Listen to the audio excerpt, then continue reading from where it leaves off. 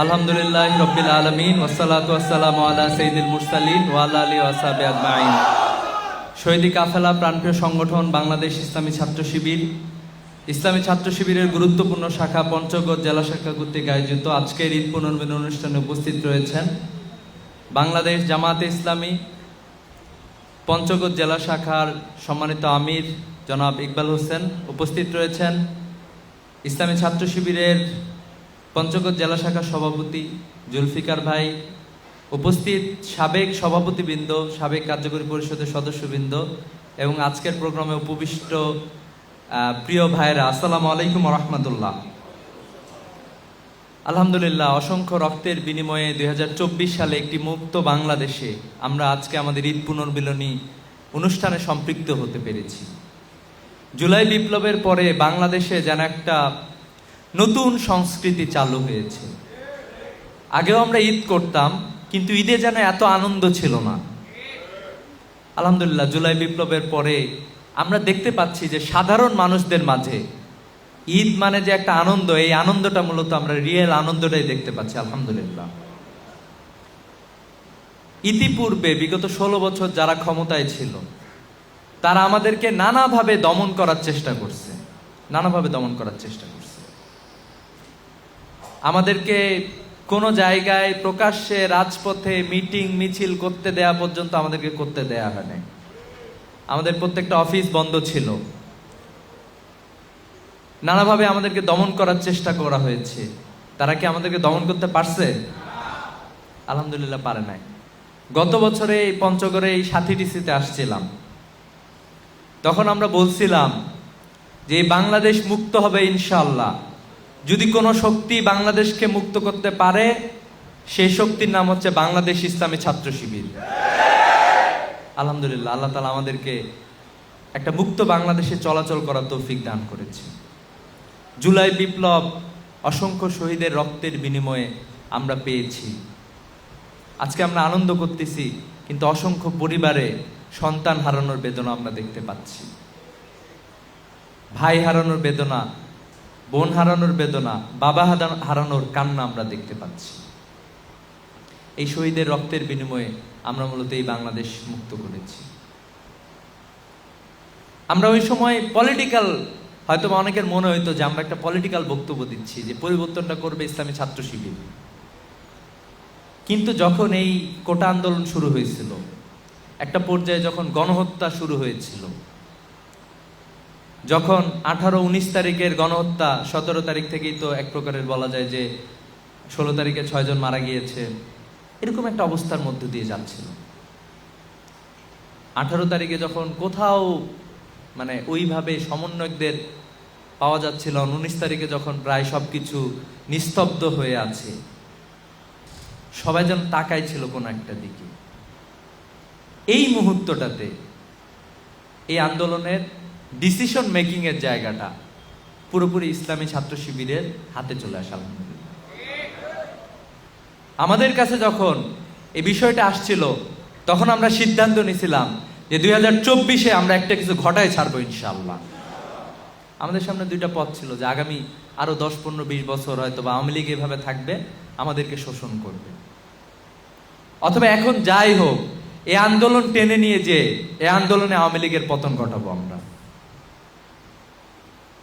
আমরা সবার সাথে যোগাযোগ করা শুরু করছিলাম। যোগাযোগ করতে গিয়ে আমাদের মনে হয়েছিল যে বাংলাদেশে আসলে সবচেয়ে বড় সংকটটা হচ্ছে যে বাংলাদেশের নেতৃত্বের সংকট।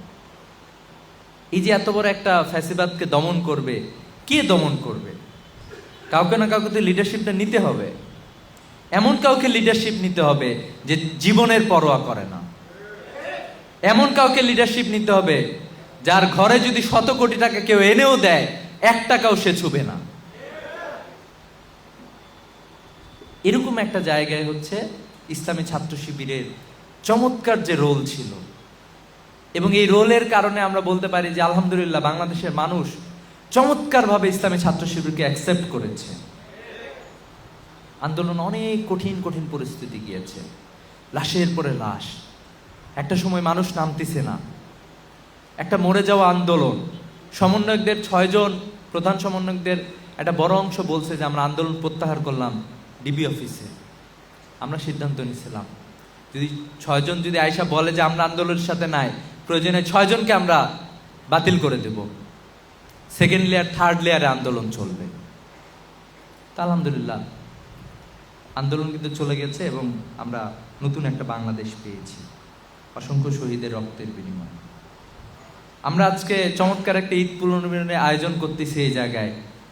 2টা দেশ আমার খুবই ভালো লাগতেছে যে গত বছরে যে আমরা ঈদ করছিলাম, আমরা যেরকম একটা বঞ্চনা নিপীড়নের মধ্যে ছিলাম, আমি সিরিয়ার রিফিউজিরা পৃথিবীর বিভিন্ন দেশে বিশেষ করে তুরস্ক সহ অন্যান্য দেশে ছড়াই ছিটাই ছিল।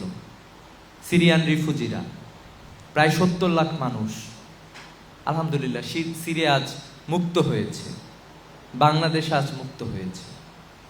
কিন্তু পৃথিবীতে এখন অসংখ্য রাষ্ট্র আছে শুধুমাত্র মুসলমান হওয়ার কারণে যাদের কোনো মানবাধিকার নাই। আমাদের রোহিঙ্গা মুসলমানরা, লাখের পর লাখ রোহিঙ্গা মুসলমানরা আমাদের এখানে বাংলাদেশে বসবাস করতেছে। উইঘুরে হাজার হাজার মুসলমান নির্যাতনের শিকার হচ্ছে। প্যালেস্টাইনে ঈদের দিনেও তাদের কোনো শান্তি নাই, গুলি চালায়, ছোট বাচ্চা, আবাল বৃদ্ধ বনিতা সবাইকে হত্যা করা হচ্ছে। প্রিয় উপস্থিতি, মুসলমানদের জন্য প্যালেস্টাইন বিজয় ছাড়া মুসলমানদের আসল ঈদ আসবে না। প্যালেস্টাইন বিজয় করার জন্য, ইসলামকে বিজয় করার জন্য যে শক্তি কাজ করবে ইসলামী ছাত্র শিবির হলো সেই শক্তি ইনশাআল্লাহ। ইসলামী ছাত্র শিবির শুধুমাত্র বক্তব্য দিয়েই কোন একটা কথা বলেই শেষ হয়ে যায় না। আমরা এমন একটা দেশে বাস করতেছি, অপার সম্ভাবনাময় বাংলাদেশে আমরা বাস করতেছি। বিগত বছরগুলোতে আমি মনে করি বাংলাদেশের মানুষের মাঝে ইসলাম যেভাবে আছে পৃথিবীর অনেক দেশেও, মুসলমান দেশেও ইসলাম এভাবে নাই। আলহামদুলিল্লাহ, এটা আমাদের একটা বড় সুযোগ। পৃথিবীর 2য় বৃহত্তর মুসলিম দেশ হলো বাংলাদেশ। বাংলাদেশে ইসলামিক নেতৃবৃন্দ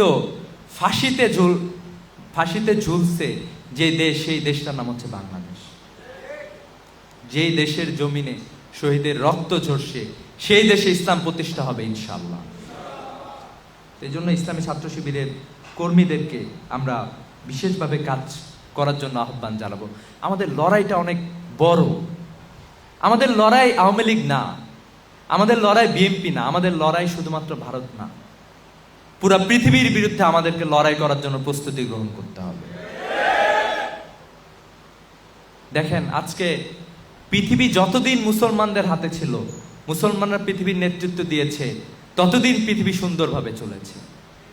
কিন্তু মুসলমানদের হাত থেকে যখন পৃথিবীর নেতৃত্ব চলে যায়, মুসলমানদের জ্ঞান বিজ্ঞান যখন ইউরোপের কর্ডোবা হয়ে ইউরোপে প্রবেশ করে, স্পেনের কর্ডোবা হয়ে ইউরোপে প্রবেশ করে, যখন ইউরোপের মানুষজন জ্ঞান বিজ্ঞান মুসলমানদের কাছ থেকে ধার করা জ্ঞান বিজ্ঞান শেখা শুরু করে, তারা যখন সমৃদ্ধ হয় মুসলমানদের জ্ঞান বিজ্ঞান দিয়ে, এরপরে তারা মূলত ঝাঁপিয়ে পড়ে মুসলিম বিশ্বের উপরে, আফ্রিকার উপরে তারা ঝাঁপাই পড়ছে। ইউরোপ, আফ্রিকা, লাতিন আমেরিকা সহ পুরো পৃথিবীকে তারা কলোনি বানায় ফেলছে। এতদিন মুসলমানের হাতে জ্ঞান বিজ্ঞান ছিল, পৃথিবীতে কোনো পারমাণবিক বোমা তৈরি হয় নাই। মুসলমানদের হাত থেকে গেছে, তখন কিন্তু এই যে পারমাণবিক বোমা বানানো শুরু হয়ে গিয়েছে। পৃথিবীকে ধ্বংস করে দেওয়ার জন্য কোটি কোটি পারমাণবিক বোমা, ঠিক আছে, পৃথিবীতে অনেকবার ধ্বংস করতে পারবে এরকম পারমাণবিক বোমা পৃথিবীর শক্তিশালী দেশগুলোর নিকট মজুদ আছে। তাদের হাতে পৃথিবীর সভ্যতা নিরাপদ না। তারা আমাদেরকে অনেক কিছু খাওয়াইতে চায়, তারা আমাদেরকে লিবারালিজম খাওয়াইতে চায়, তারা আমাদেরকে সো কল ধর্ম নিরপেক্ষতা খাওয়াইতে চায়, যেটার মাধ্যমে তারা আমাদেরকে আমাদের রুট থেকে দূরে সরাই দিতে চায়। এবং আমরা এটা দেখতে পাচ্ছি, একজন ভাই একটু জবাব দেবেন, আমরা দেখতে পাচ্ছি যে আমাদেরও কিছু ভাই তাদের আইডিওলজির দ্বারা ইনফ্লুয়েন্সড হয়ে যাচ্ছে। পৃথিবীতে একমাত্র আদর্শ যেটা পৃথিবীর মানুষকে মুক্তি দিতে পারে, সেটার নাম হচ্ছে ইসলাম। বাংলাদেশের একমাত্র আদর্শ ভারতের মতো একটা আধিপত্যবাদী শক্তির বিরুদ্ধে বাংলাদেশকে মুক্তি দিতে পারে, সেই শক্তির নাম হচ্ছে ইসলাম। এবং আমাদের ইসলামী ছাত্র শিবিরের বিকল্প আসলে এখানে নাই। আমরা 270 বছর ধরে আমরা শাসন ক্ষমতায় নাই। ব্রিটিশরা আমাদেরকে শাসন করছে, শোষণ করছে, আমাদেরকে আমাদের রুট ভুলায় দেওয়ার চেষ্টা করছে, আমাদেরকে কুরআন থেকে দূরে সরায় দেওয়ার চেষ্টা করছে। তারা লড়াইটা করছে, কালচারাল লড়াই করছে। আমাদের যারা পূর্বপুরুষ ছিল তারাও সমস্ত শক্তি সামর্থ্য দিয়ে এই লড়াইটা লড়ে গিয়েছে। আমি 60-এর দশকের কথা বলতেছিলাম, যখন মূলত একে একে বিশ্ববিদ্যালয় প্রতিষ্ঠা হয়েছিল, বিশ্ববিদ্যালয়ে সবাই পড়াশোনা করতেছিল, পড়াশোনা করতে গিয়ে এক একজন করে নাস্তিক বের হচ্ছিল। তারা বাংলাদেশে ওই সোশিয়ালিজম, ক্যাপিটালিজম, সোশিয়ালিজম, এরপরে কমিউনিজম তারা প্রতিষ্ঠা করতে চাইছিল। 60-এর দশকের বড় বড় সাহিত্যিকরা সিদ্ধান্ত নিছিল যে আমরা এই বস্তা পচা প্রজন্ম আমাদের টার্গেট না, আমরা পরের প্রজন্মকে টার্গেট করব। দেখবেন যে কবি ফরুক সহ অসংখ্য কবিরা তাদের শেষ জীবনে 70-এর দশকে তারা যত লেখা আছে অধিকাংশই ছিল শিশুদেরকে নিয়ে, অধিকাংশই ছিল তরুণদেরকে নিয়ে। ওই যে লড়াইটা আমরা শুরু করছিলাম, এই লড়াই আমাদের চলমান আছে। এই জন্য আমি কালচারাল জায়গাটাতে, কালচারাল জায়গা মানে এরকম না যে এখানে একটা শিল্পী গোষ্ঠী তারা আছে গান গাবে শেষ হয়ে যাবে। কালচারাল লড়াইটা অনেক বড়। আজকে দেখেন যে আমাদের সংগঠন শুরু করছিল যে ছোট ছোট করে ইফতার প্রোগ্রাম আয়োজন করার মধ্য দিয়ে। আমরা ইফতার প্রোগ্রাম আয়োজন করতাম বিভিন্ন জায়গায়। আওয়ামী লীগ দেখছিল যে ইফতার প্রোগ্রামগুলোতে দেখা যায় যে সবাই ইসলামের কথা বলে, বিশ্ববিদ্যালয়, স্কুল, কলেজ, সব জায়গায়। তোরা 2024 সালে বলছে যে শাহজালাল বিজ্ঞান ও প্রযুক্তি বিশ্ববিদ্যালয়ে তোমরা কেউ ইফতার করতে পারবা না ক্যাম্পাসে। ঢাকা বিশ্ববিদ্যালয়ের প্রোডাক্টিভ রমাদান প্রোগ্রাম ছিল, রোজাদার শিক্ষার্থীর আয়োজন করছিল। ছাত্রলীগের নিষিদ্ধ ঘোষিত ছাত্রলীগের সন্ত্রাসীরা এসে শিক্ষার্থীদেরকে হামলা করছিল, তাদেরকে রক্তাক্ত করছিল। আমরা কি ইফতার ভুলে গেছিলাম? আমরা কিন্তু সিদ্ধান্ত নিয়ে সারা দেশে আরো হাজার হাজার শিক্ষার্থীদের নিয়ে ইফতার প্রোগ্রাম করছি। আজকে দেখেন বিএনপি, আওয়ামী লীগ, এরপর অন্যান্য বামপন্থী দলগুলো ইফতার প্রোগ্রাম আয়োজন করতে বাধ্য হয়। তারা আমাদের কালচারটাকে মানে শেষ করে দিতে চাচ্ছিল। আমরা একটা কালচার তৈরি করতে চাই বাংলাদেশে। আজকে আপনারা যারা এখানে আছেন চমৎকার একটা কালচারের মধ্যে আছেন। শিবিরের প্রোগ্রামে এসে বলতে হয় না যে কেউ সিগারেট খায়েন না, এরকম। আমরা বাংলাদেশে ওই কালচারটাতে বাংলাদেশকে নিয়ে যেতে চাই।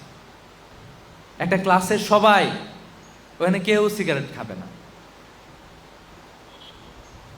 ওই জায়গাটাতে আমরা নিয়ে যেতে চাই। আমরা পরের প্রজন্মকে ধরতে চাই, বর্তমান প্রজন্মকে, এই তরুণ প্রজন্মকে আমরা ধরতে চাই। এই তরুণ প্রজন্ম কিন্তু সেকুলারিজম প্রতিষ্ঠা করার জন্য রাজপথে নামে নাই।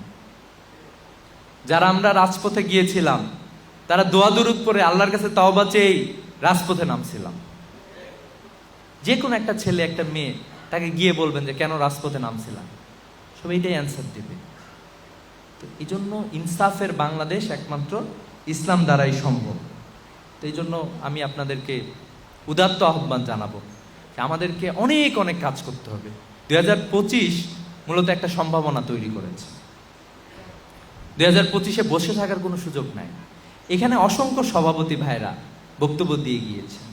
এক একজনের বক্তব্য এক এক জায়গায়, এক এক ডাইমেনশন থেকে, এক একজন এক এক জায়গায় রোল প্লে করছেন।